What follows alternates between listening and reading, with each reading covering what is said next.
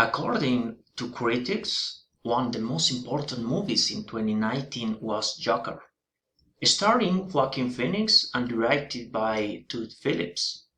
The film is set in famous streets, stations, buildings, and estates of New York City. The people can thinking that this flick is different the saga of the Batman's movie. Phoenix stars the Watson before becoming arch-nemesis of the Batman. This time Watson has own name.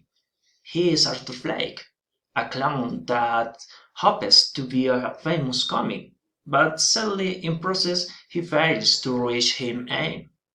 The plot is very interesting because prefers showing human issues before that science fiction. It's a sensitive and intriguing film. Moreover, it has big budget. That is too important. In my opinion, this is the best version of the Joker. I recommend watching Joker and effort to empathize with this awesome villain.